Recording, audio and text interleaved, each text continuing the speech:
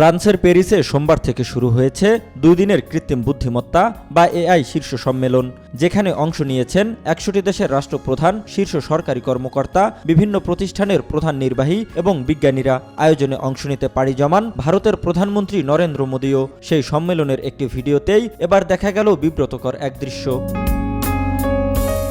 Social মিডিয়ায় ছড়িয়ে পড়া একটি ভিডিওতে দেখা যায় মার্কিন ভাইস প্রেসিডেন্ট জেডি ভান্সের পাশে বসে আছেন নরেন্দ্র মোদী। একসময় সেখানে উপস্থিত হন ফরাসি প্রেসিডেন্ট ইমানুয়েল ম্যাক্রো। সবার সঙ্গে হাত বাড়িয়ে কুশল বিনিময় করছিলেন তিনি। মার্কিন ভাইস প্রেসিডেন্ট জেডি ভান্স সহ বিশ্ব নেতাদের সঙ্গে শুভেচ্ছা বিনিময় করতে দেখা যায় তাকে, কিন্তু তার সামনে বসে থাকা মোদী করমর্দনের জন্য হাত বাড়ালে তাকে পুরোপুরি এড়িয়ে যান ম্যাক্রো।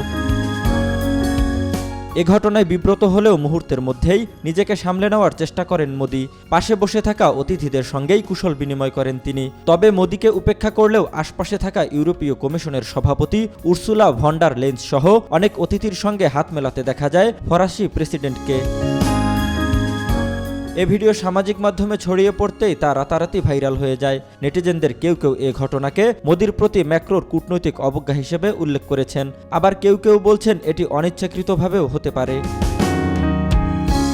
তবে ঘটনা যাই হোক না কেন, এমন কাণ্ডে মোদী যে ভীষণ লজ্জার মধ্যে পড়েছেন তা আর বলার অপেক্ষা রাখে না। যদিও কনফারেন্স শেষে আনুষ্ঠানিক ফটো সেশনের সময় আবার সেই ম্যাক্রোর পাশেই দাঁড়িয়েছিলেন মোদী। জহিরুল ইসলাম, আজকাল।